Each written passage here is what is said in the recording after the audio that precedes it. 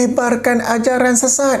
Oh, habislah saya ni ejen kesesatan. Oh, tuan-tuan, saya ni sejak minggu lepas apabila saya bersama dengan Ustaz Syihabuddin, tetamu jemputan Ustaz Syihabuddin dalam sesi sembang-sembang di saluran YouTube beliau. Siapa yang belum subscribe ya. Okey, kepada saluran YouTube dia.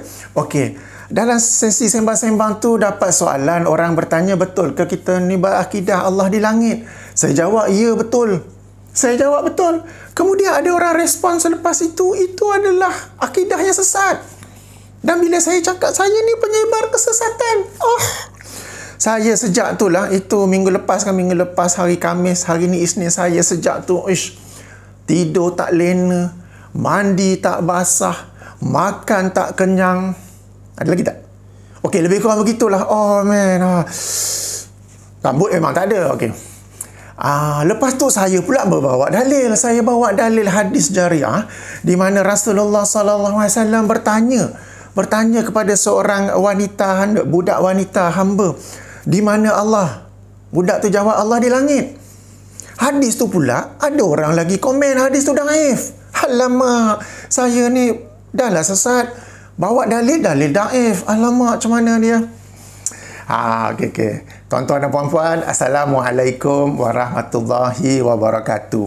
Yang itu sedikit intro saja. Okey, jangan serius-serius sangat. Sebab sekarang ni saya nak mengulas dengan lebih lanjut apa yang saya cakap pada malam itu, dan ianya ilmiah sikit, heavy sikit.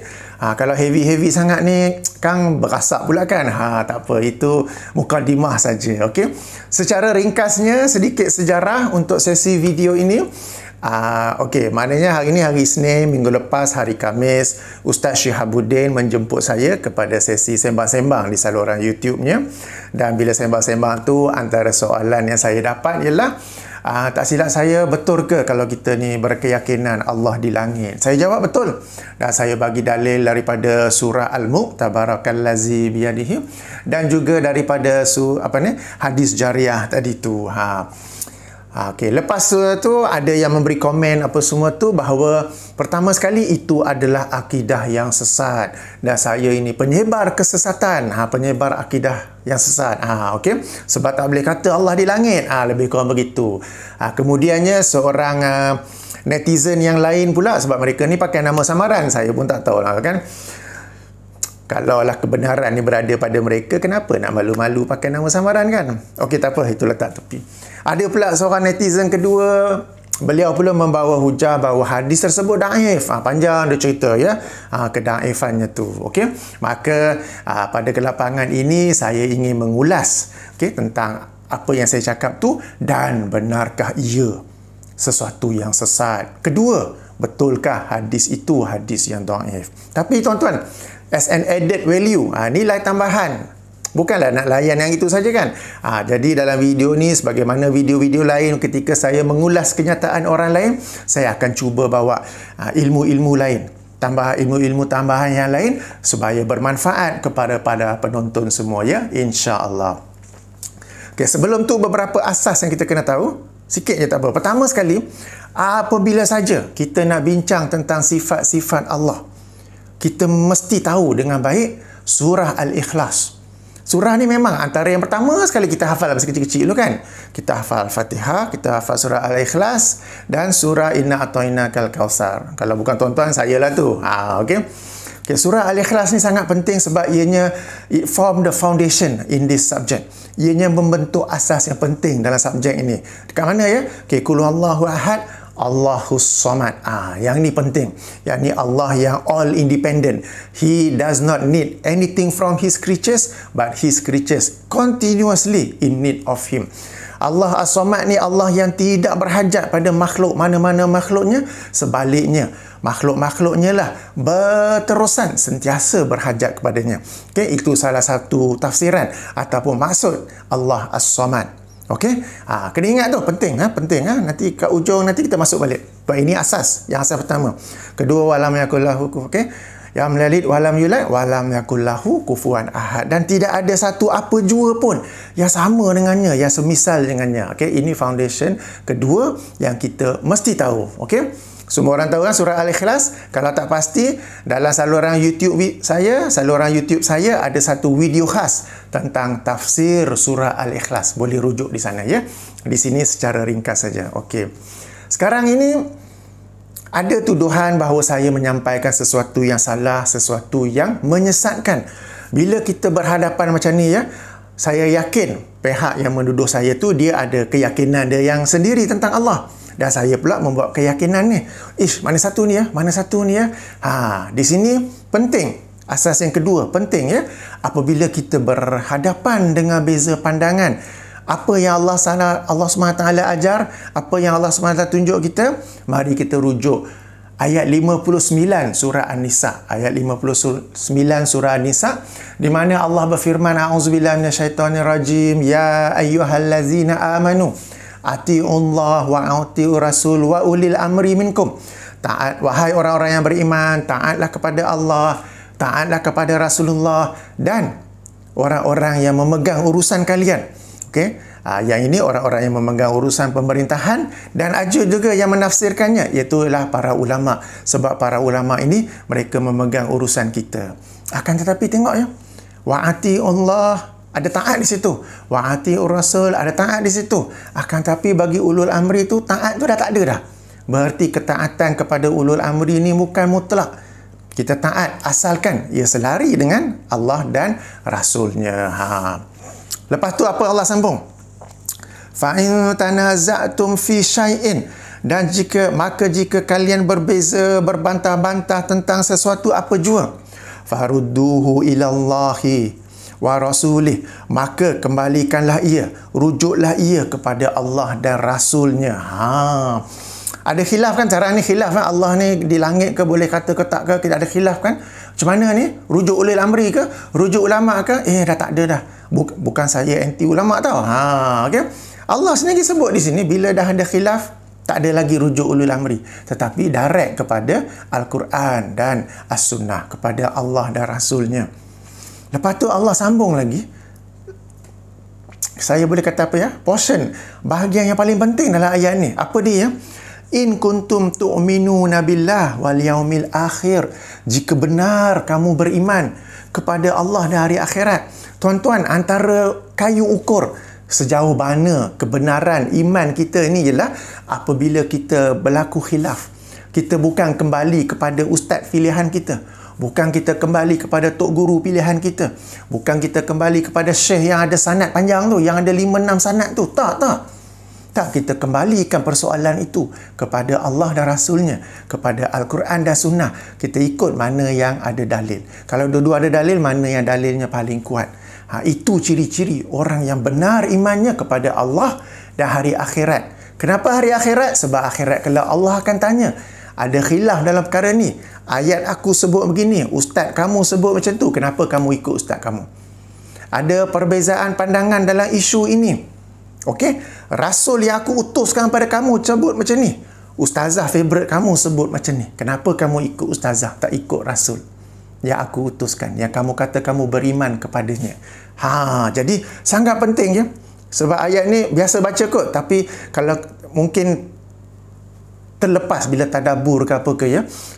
Antara syarat benarnya iman kita ni, bila khilaf ke apa ke, ulama letak tepi, ustaz letak tepi, ayat Quran dan hadis menjadi rujukan kita. Semak, yang ini lagi kuat kita ikut, kerana itu hujahnya lebih tepat, lebih kuat. Bukan lagi kerana ustaz, aliran, apa-apa semua tu ya. Bukan saya anti ulama. Ini ayat Quran yang saya baca tau. Okey. Zalika khairu wa ahsanu ta'wilah. Yang sedemikian itulah sebaik-baik jalan penyelesaian dalam masalah ini ya. Surah An-Nisa ayat 59. Okey, ada dua asas ya, tadi surah Al-Ikhlas, kemudian surah An-Nisa ini. Baik. Kita masuk kepada perbincangan kita. Yang ini tentang betul ke salah untuk berkata Allah ini di langit, atau secara lebih tepatnya, lebih panjangnya, Allah beristiwa di atas arasnya dan di langit. Okey, kalau lagi panjangnya. Okay, bab istawa dengan arash tu tak boleh letak tepi dulu sebab tak ada orang sebut tentang tu. Yang mengkritik saya ni ialah kerana saya berkata Allah itu di langit. Baik. So ada perbincangan, ada khilaf ni macam mana? Saya nak bawa pandangan ulama ke? Nak bawa pandangan tok guru ke? Nak bawa pandangan yang ada sanad ke? Ataupun saya bawa ayat Quran? Ya, kita bawa, kita rujuk pada ayat Quran dan juga hadis Nabi SAW. Okay, mula-mula ayat Quran dulu. Dan bila ayat Quran, memang ada ayat-ayat dalam Quran yang menunjukkan Allah ini di langit. Tapi yang favorite, yang menjadi pilihan saya ialah 2 ayat daripada surah Al-Mulk. Surah Tabarakallazi. Kenapa ya? Kenapa? Sebab saya yakin para hadirin semua, tuan-tuan dan puan-puan, lazim membaca surah Al-Mulk. Dan ada hadis yang menganjurkan kita membaca surah Al-Mulk. Salah satunya daripada Abdullah ibnu Mas'ud. Bahawa membaca surah Al-Mulk ini dapat mengelakkan daripada azab kubur. Hadis ini riwayat Imam Al-Hakim, darjatnya hasan. Memang ia kata-kata Abdullah ibnu Mas'ud, tapi sahabat ni mereka tak akan berkata-kata tentang agama, melainkan mereka mendengarnya daripada Rasulullah sallallahu alaihi wasallam. Okey, maaf. Ya, jadi ramai yang baca. Jadi saya nak bawa ayat daripada surah Al-Mulk. Jadi bila tuan-tuan baca sampai ayat tu, tuan-tuan akan ingat balik, ya, Allah di langit, Allah di langit. Ya. Okey, apakah ayat tu? Surah Al-Mulk, surah nombor 67, ayat nombor 16 dan 17. Saya tak hafal, saya baca yang dalam app ni ya. Okey. A'udzubillahi minasyaitonirrajim. Amintum man fis samai ay yakhsifa bikumul arda fa iza hiya tamur. Apakah kamu berasa apakah kamu berasa aman dengan yang berada di langit? Okey, andai ia menjatuhkan azabnya sehingga menggegarkan bumi ini, dan dengan itu serta-mertalah kamu musnah di bawahnya. Okey, sambungan ayat 17. Sekali lagi Allah tanya, amintum, apakah kamu berasa aman? Man fis sama, dengan yang berada di langit. Okey, ayyursila alaikum hasiba fasata'lamuna kaifa nazir. Apakah kamu berasa aman dengan yang berada di langit? Andainya dia menghantarkan angin ribut ke apa ke? Angin ribut batu ya. Okey, yang sebagai azab ke atas kamu ya. Kemudian kamu akan tahu betapa buruknya akibat orang-orang yang mengingkarinya. Okey, surah Al-Mulk ayat 16 dan 17. Tapi Allah bertanya, apakah kamu berasa aman dengan yang berada di langit? Allah tak kata, apakah kamu berasa aman dengan Allah yang berada di langit? So ayat ni dia macam samar-samar sikit. Bagi orang yang jahil, ayat ini samar-samar. Sebab macam Allah tak sebut pun. Maknanya Allah Subhanahu Wa Taala ketika berfirman dalam ayat 16-17, Allah tidak berfirman upama, apakah kamu berasa aman dengan Allah yang berada di langit? Tapi Allah berfirman, apakah kamu berasa aman dengan yang berada di langit? Siapa yang berada di langit tu? Apa yang berada di langit tu? Demikian tanya orang-orang yang jahil dalam bidang tafsir Al-Quran. Salah satu ilmu Al-Quran, salah satu ilmu dalam tafsir Al-Quran, tuan-tuan dan puan-puan, ialah hubungan antara ayat dengan ayat. Hubungan antara surah dengan surah. Sebab Allah SWT bila menurunkan ayatnya tu bukan secara kebetulan, bukan secara rambang, tetapi ada tertibnya, ada hubung kaitnya. Bahkan kalau Allah tiba-tiba tukar topik pun, ada sebab kenapa Allah tukar topik itu. Dalam bidang ilmu tafsir, ada satu bidang khas orang yang mengkaji, yang menulis tentang hubungan surah dengan surah. Walaupun surah ini turunnya tertibnya lain, kemudian apabila dibukukan dalam mushaf tertibnya lain, tapi tertib yang dibukukan pun tetap ada hubung kaitnya. Kemudian ayat dengan ayat pun tetap ada hubung kaitnya. Jadi jangan baca ayat Quran secara berasingan. Tengok dia punya kelompok tu macam mana. Jadi dalam kes ini ayatnya bermula daripada ayat 12 surah Al-Mulk. Ayat 12 surah Al-Mulk, saya nak cerita panjang jadi kelas tafsir pula kan. Jadi saya go through, saya baca secara ringkas saja. Contohnya mula daripada ayat 12. Allah SWT menerangkan tentang sifatnya yang maha pengampun, lagi memberi pahala yang yang besar, kabir. Kemudiannya ayat 13, Allah SWT menceritakan, kamu rahsiakan perkataan ke zahirkan apa? Allah tetap mengetahui apa yang ada dalam dada kamu. Ayat 14, Allah menceritakan tentang dia yang mencipta. Okey? Apakah Allah yang mencipta itu tidak tahu ya? Padahal dia inilah yang latiful khabir. Ayat 15, Allah cerita lagi tentang dirinya. Dialah yang menjadikan bumi ni. Huwallazi ja'ala lakumul arda. Dia yang semua. Maknanya ayat daripada ayat 12, 13, 14, 15, Allah tentang cerita tentang dirinya. Bila masuk Allah ayat 16, Allah bertanya tentang dirinya. Yalah tu, sebab ada sambungan di situ. Ada turutannya di situ. Ya, Allah bertanya, apakah kamu tidak takut? Sebab Allah dah cerita tentang ilmunya, tentang pengetahuannya, tentang dia mencipta, tentang dia mengetahui apalah hati kita. Lalu Allah bertanya kepada orang-orang yang masih mengingkarinya, apakah kamu ni tidak berasa aman dengan aku yang di langit? Seandainya aku menurunkan azab dalam bentuk gempa bumi, dalam bentuk angin taufan, apa semua tu. Okey, tak apa. Sambung lagi, ayat 17. Ayat 18. Okey, orang-orang yang mendustakan Rasul, apakah mereka tidak takut kepada kemurkaan Allah? Ayat 19 sampai akhir, Allah berbicara tentang dirinya.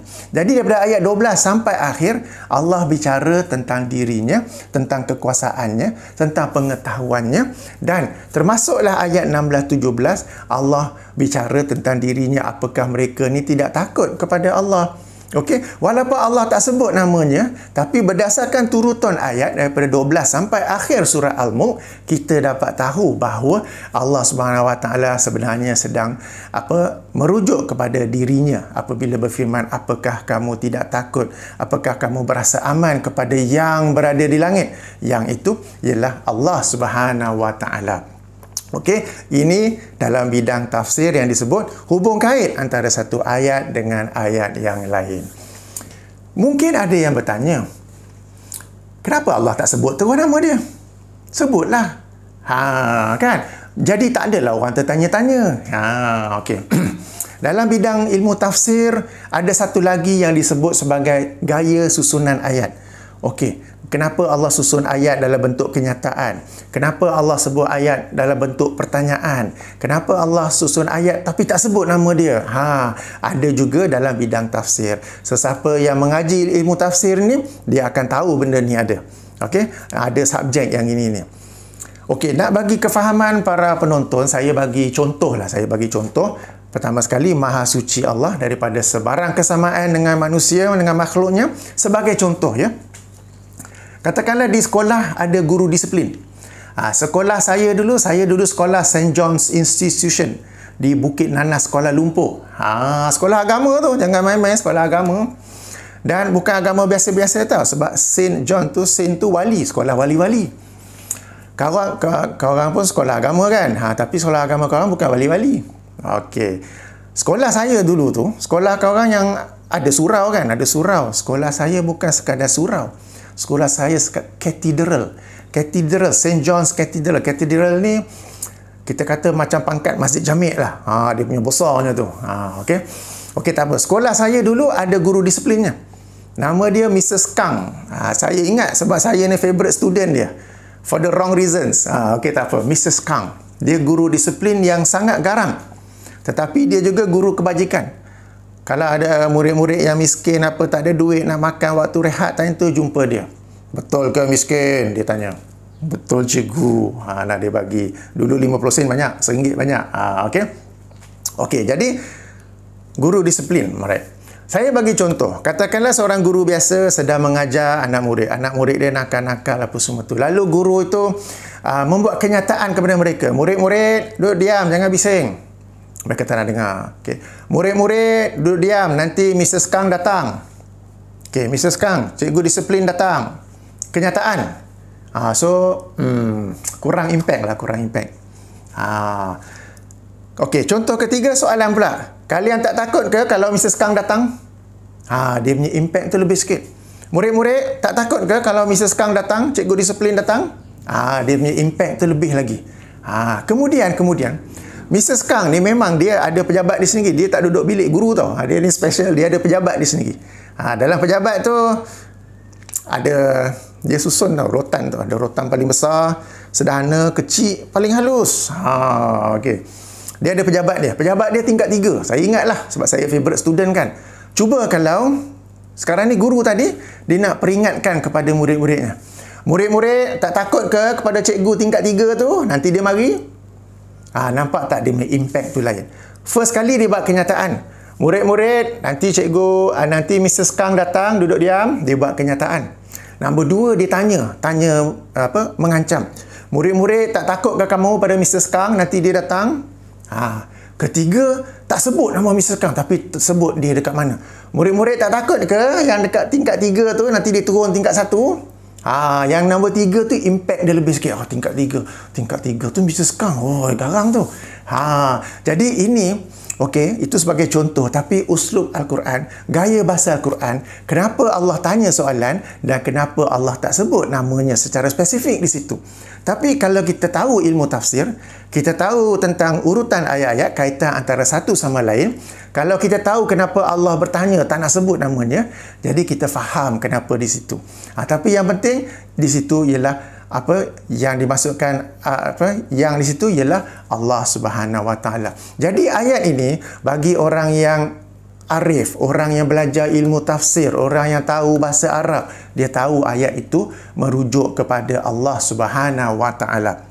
Okey, surah Al-Mulk ayat 16 dan juga 17. Okey.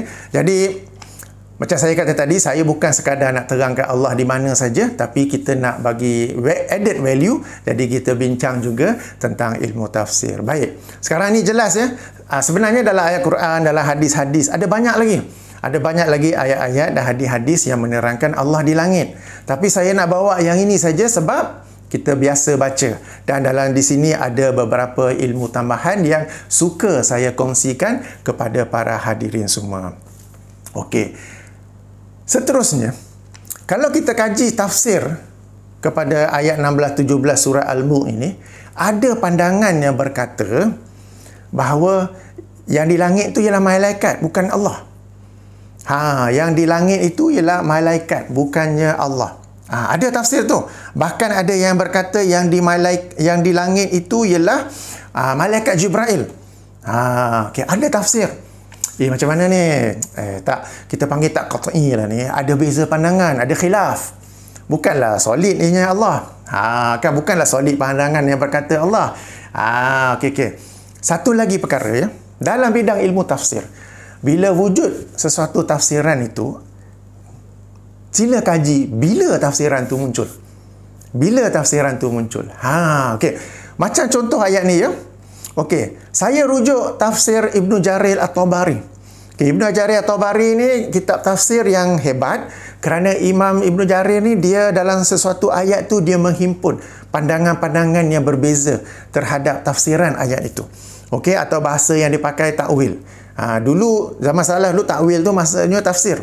Katakan ayat ini okey, ada takwil bahawa maksudnya gini-gini. Kemudian dia bawa siapa yang pandangan begitu, siapa tokoh salaf itu, lengkap dengan sanadnya. Okey, lengkap sanadnya. Kemudian dia kata ada juga yang berpandangan ayat ini bermaksud takwilnya ialah sekian. Lalu dia bawa sanad dengan tokoh yang menafsirkannya, sanad dengan tokoh. Bahkan kadang-kadang ayat tu ada 3-4 pandangan. Okay? Dan setiap pandangan tu dia akan bawa sanadnya. Okay? Siapa yang berkata dan apa yang dia berkata. Kemudian di akhirnya dia akan cerita mana pandangan yang baginya adalah kuat. Kadang-kadang kalau sama-sama kuat dia biar senyap saja. Ini tafsir Ibnu Jarir At-Tabari. Kalau kita suka nak tahu apa beza pandangan, beza tafsiran dalam sesuatu ayat di sisi generasi salaf, tafsir Ibnu Jarir At-Tabari ada rujukan yang mesti rujuk. Okey. Tapi menariknya, bila merujuk pada ayat 16-17 surah Al-Mulk ini, tak ada beza pandangan di kalangan salaf. Tak ada beza pandangan bahawa itu ialah Allah. Yang dimasukkan dengan amintum man fis sama ialah Allah. Tak ada beza pandangan. Dia tak bawa pandangan-pandangan lain. Habis malaikat tu mari bila?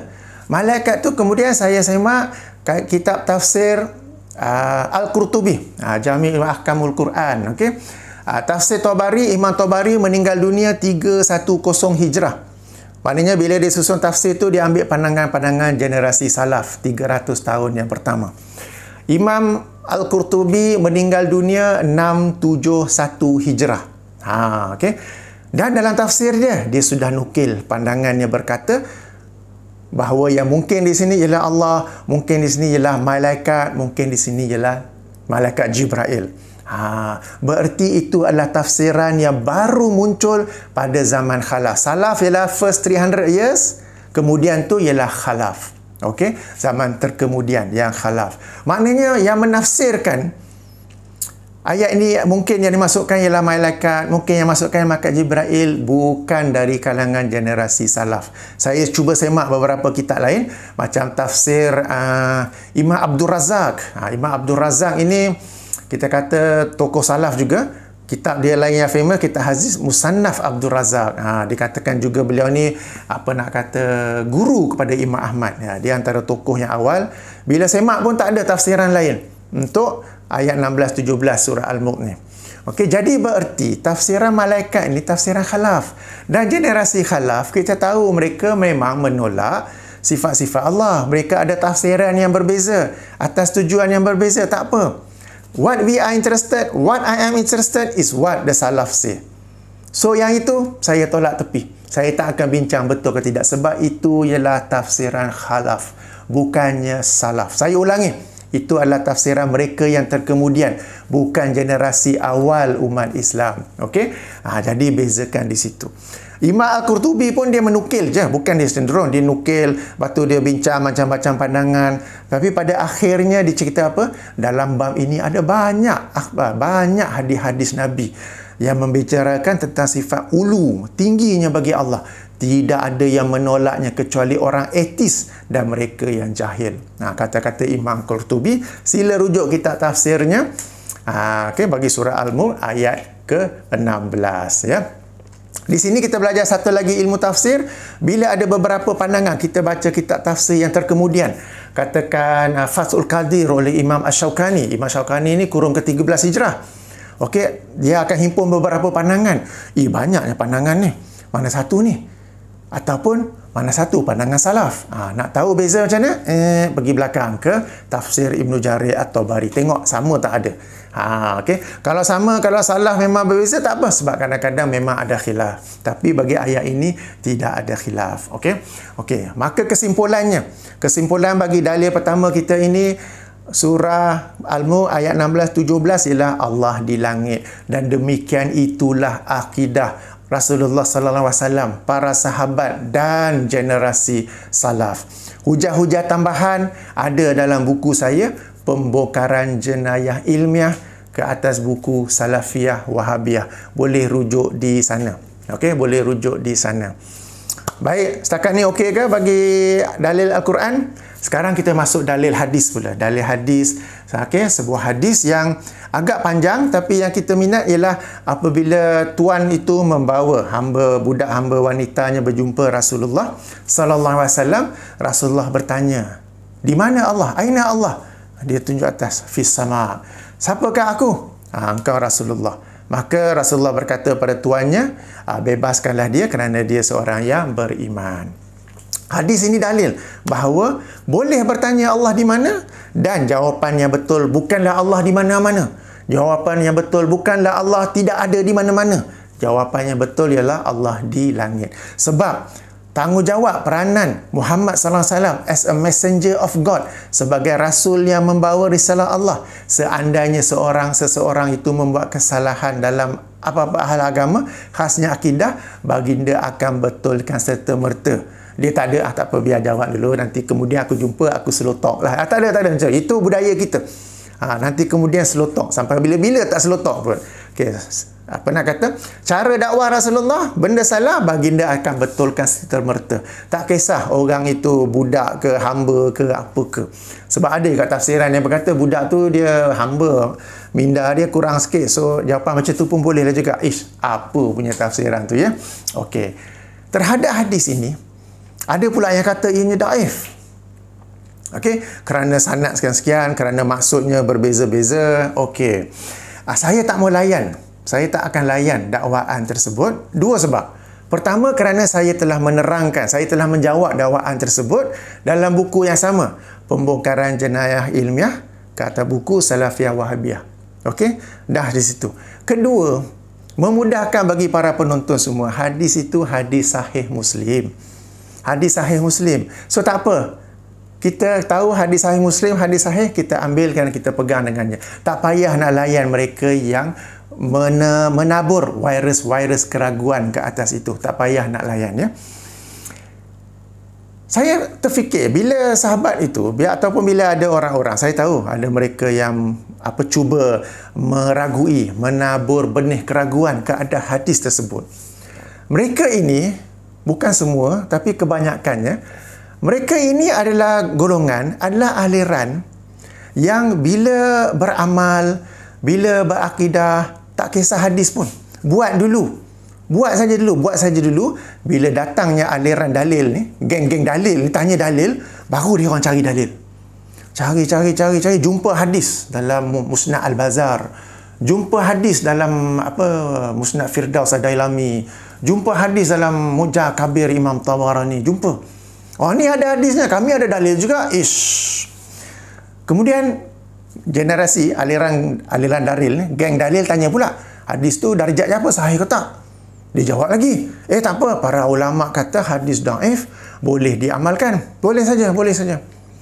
Jumhur ulama kata boleh hadis dhaif ni. Okey, kemudian geng dalil tanya balik. Ya betul, jumhur ulama kata boleh hadis dhaif. Tapi mereka meletak syarat-syaratnya. Apakah syarat-syarat tu? Geng yang ni dia traffic jam. Sebab guru-guru mereka yang mereka dok talaki, mereka dok angkat tinggi-tinggi, apa semua tu tak cerita pun syarat-syarat. Sebab para ulama, betul, mereka membenarkan penggunaan hadis dhaif. Akan tetapi dengan syarat-syaratnya. Syarat-syarat tu, guru-guru mereka tak ajar, mereka tak tahu. So, mereka terasa traffic jam. Tapi, okey, itu tak apa. Tapi yang peliknya, mereka ni, okey, senang cerita ni lah, kita ada geng dalil, doktor tanya dalil, lepas tu duk tanya darjat dalil dengan geng yang tak ada dalil ni kan, yang tak ada dalil ni main langgar je, main serbu je, ambil hadis letak je, tak pernah kisah pun hadis tu sahih ke tak ke apa ke, asalkan hadis ambil je. Tiba-tiba dia orang ni boleh pula nak mendaifkan hadis sahih Muslim. Berpuluh-puluh hadis mereka berhujah, they don't give a damn whether the hadith is authentic or not. And then suddenly this hadith, because it goes against their creed, and they can make an effort. Mereka ni, panjang penjelasan untuk mengatakan hadis itu dhaif. Padahal hadis itu hadis sahih Muslim. Geng yang sama ni, saya yakin kalau geng yang aliran yang berbeza dengan mereka, katakanlah ada mendaifkan hadis sahih Muslim, geng yang sama ni akan pukul kompang 7 generasi. Tengok geng ni mendaifkan hadis sahih Muslim. Tengoklah mereka ni. Begitu kejinya mereka ni, hadis-hadis yang mereka buat hujah tak pernah kisah. Tapi ada satu hadis yang berbeza dengan aliran mereka, boleh pula nak bincang darjah hadis. Kemudian sahih Muslim boleh juga dhaif. So lepas tu saya tak layan sangat, mereka ni macam tak ada maruah langsung. Hadis sendiri boleh saja hantam kromo, pakai apa gitu, kita tegur apa darjat, apa nak kata, tak payah. Kita kata apa syarat-syarat hadis dhaif, tak tahu pun. Tiba-tiba hadis yang berbeza dengan aliran mereka, boleh pula bincang, dah sanad begini, lafaz dia ada jalan ini, lafaz begini, lafaz tu jalan gitu. Boleh pula nak bincang. Bincang pun taklah betul sebab saya telah jawab. Tapi saya punya hairan dengan sikap mereka tu. Kalau aliran yang berbeza dengan mereka, kalau sekadar nak meragui sahih Muslim, dah kena left, right, center, up, down, 7 keturunan kena. Okey, semangat.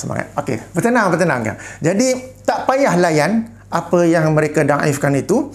Kalau di kalangan para penonton ada yang suka minat dalam bidang hadis, boleh baca penjelasan saya kenapa hadis itu tidak daif. Okey, boleh rujuk dalam buku Pembongkaran Jenayah Ilmiah Salafiyah Wahabiyah. Okey, jadi hadis itu dalil sahih bahawa boleh bertanya Allah di mana, dan jawapannya betul ialah Allah di langit. Baik, saya telah bagi dalil daripada Al-Quran dan daripada hadis. Ada banyak lagi, tak apa, cukuplah 2 ini. Tuan-tuan dan puan-puan, jadi saya tegaskan akidah yang betul ialah Allah di langit. Tapi nanti dulu, Allah di langit cukup. Jangan tambah apa-apa, jangan fikir apa-apa. Okey, sebab kalau kalian berakidah Allah di langit, mereka yang tak setuju ni, mereka akan tanya macam-macam soalan pula. Kalau Allah di langit, sebelum ada langit, Allah di mana? Kalau Allah di aras, sebelum ada aras, Allah di mana? Okey. Apa lagi soalan mereka? Kalau Allah di langit, maknanya Allah ni mengambil ruang lah ya. Kalau Allah di langit, berarti Allah ni ada jisim. Kalau Allah di langit, berarti Allah ni ada arah bergerak. Okey, jangan layan semua tu, sebab first of all, bila dia kata Allah di langit ni, Allah perlukan langit ke? Bila langit tak ada, Allah di mana? Allah istiwa ala arash, bila arash tak ada, Allah di mana? Okey, tak payah jawab. Sebab apa? Kita balik kepada asas tadi, Allahus Samad. Allah ini, dia mencipta makhluk-makhluk, tapi dia tak perlu pada makhluk-makhluknya tu.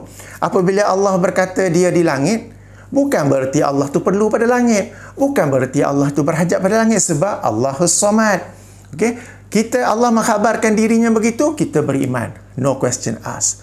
Bila Allah berkata Allah beristawa ala arash, bukan berarti Allah tu perlu kepada arash.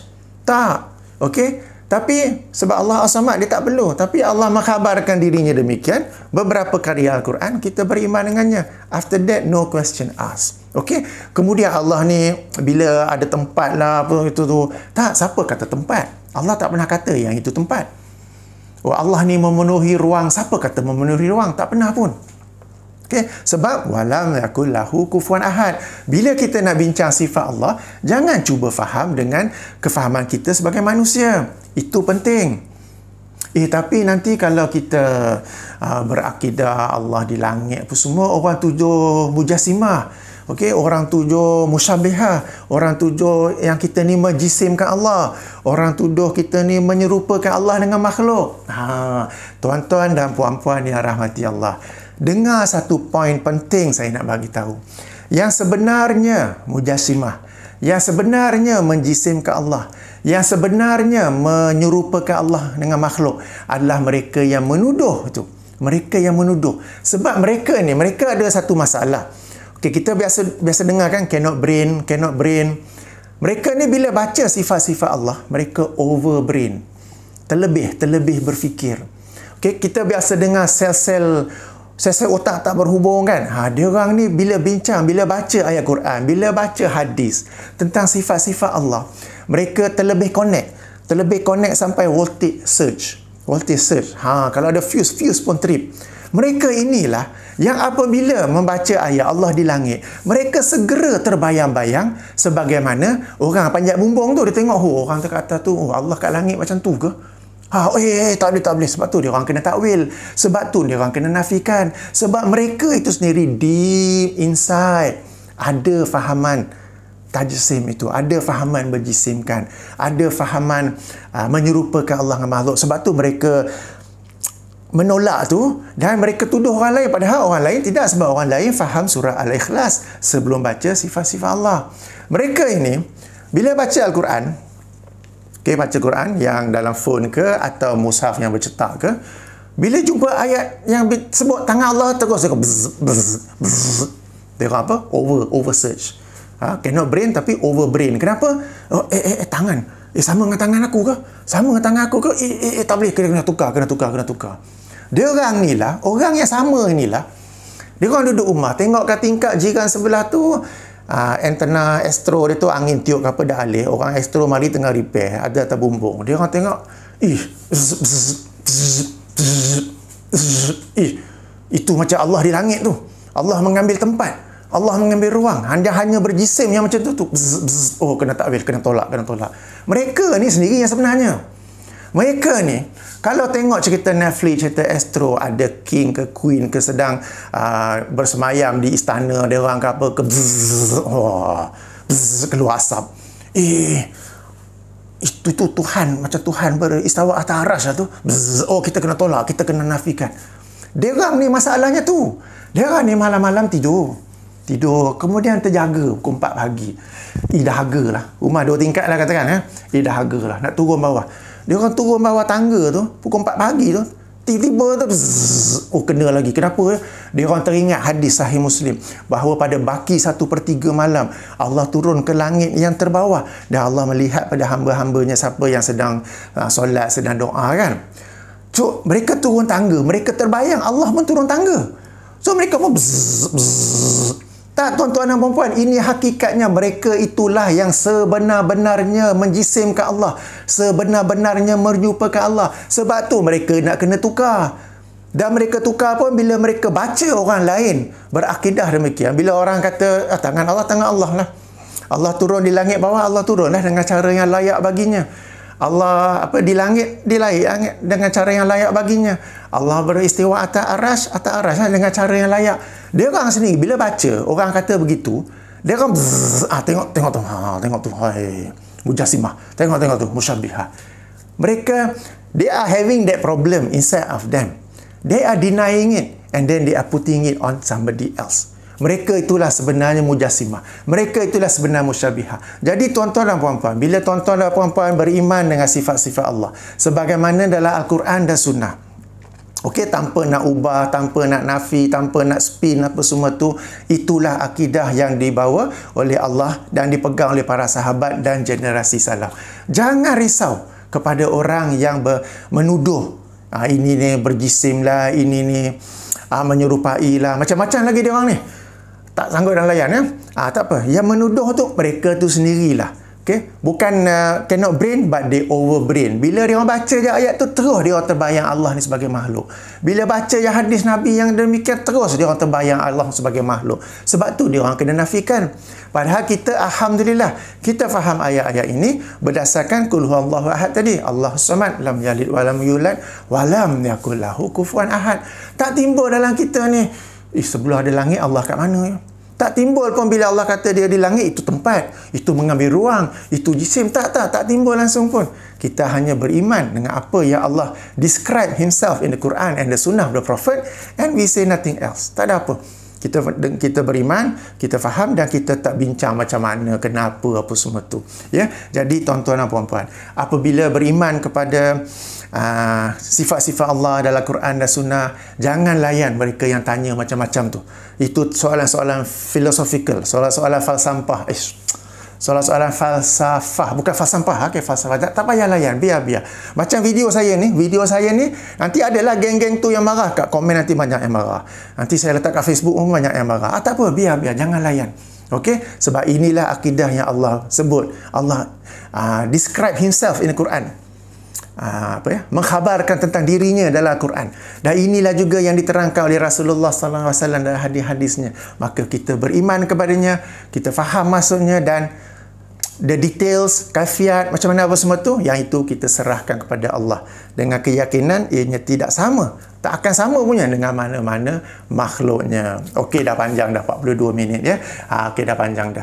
Jadi sedikit kesimpulan ya. Okey, pertama sekali apabila kita bincang tentang sifat Allah, kita kena ulang kaji balik. Saya rasa semua tahu, ulang kali balik surah Al-Ikhlas, nombor 1. Nombor 2, bila kita menghadapi beza pandangan apa kaedah yang Allah bagi, apa metodologi yang Allah sebut, rujuk balik pada surah An-Nisa ayat 59. Kembalikanlah ia kepada Allah dan Rasulnya. Dan itu sebenarnya ciri ataupun kayu ukur kebenaran iman kita ya. Alright. Kemudiannya kita juga belajar, kita juga selit-selit sikit tentang ilmu tafsir, bahawa ayat-ayat Allah ni dia saling berkait antara satu sama lain. Kita juga belajar tentang gaya bahasa. Kenapa Allah bertanya, kenapa kadang Allah buat kenyataan, kadang bertanya tapi macam kita bincang tadi kan. Ya. Dan kita juga belajar dalam ilmu tafsir ni, bila ada banyak-banyak tafsiran ni, tengok bila ia muncul. Macam tadi kan, ada yang menafsirkan dalam surah Mulk tu ialah malaikat. Tafsiran tu bila muncul? Adakah pada generasi salaf ataupun kemudian ya. Kemudiannya sebagai kesimpulan, ya, jangan malu-malu, jangan sembunyi-sembunyi, jangan takut-takut. Kata saja Allah di langit. Kata saja Allah beristiwa atas arasnya dan Allah di langit. Kita beriman dengannya dan tak bincang lanjut dah. Mereka yang nak tanya-tanya lagi tu, jangan layan. Mereka pusing dan soalan-soalan falsafah apa semua tu. Kalau mereka tak nak beriman, mereka nak beriman Allah ni di mana-mana, silakan. Kalau mereka nak kata benda ni langsung tak logik nak bincang, silakan. Mereka nak buat apa-apa, silakan. Sebab kena ingat, bila kita bincang tentang bida'ah, bida'ah ni bukan sekadar ibadah saja.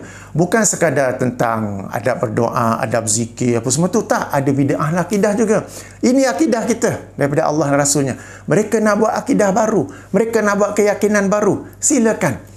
Allah dan Rasulnya telah pun memberi amaran daripada berbuat bida'ah. Mereka nak buat dengan kefahaman mereka sendiri, silakan. Okay? Kita tak boleh nak halang, kita hanya boleh menyampaikan.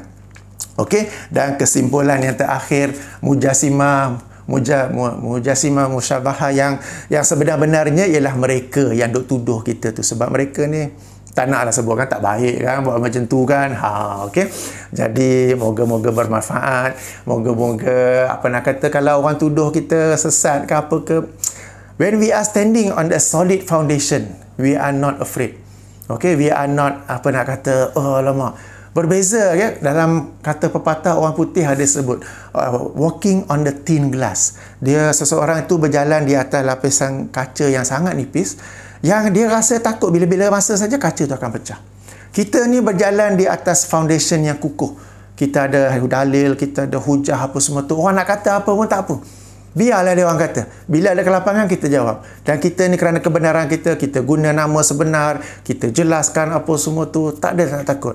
Mereka yang walking on the thin glass ni, bila saya cakapkan macam ni, melenting punya marah apa semua. Sebab they themselves are so uncertain, are so unstable. And they are so afraid. They can't even put their own name. Okay? They can't even put their own picture. Kenapa? Sebab dia orang ni sendiri dalam keraguan. Okey, sabriakan mereka atau kita doakanlah mereka ini agar kembali ke jalan salaf. Jauhkanlah kepada bida'ah tersebut. Moga-moga bermanfaat. Baiklah, sampai sini sajalah. Dah 45 minit dah pun. Subhanakallahumma bihamdika asyhadu an la ilaha illa anta astaghfiruka wa atubu ilaika. Assalamualaikum warahmatullahi wabarakatuh.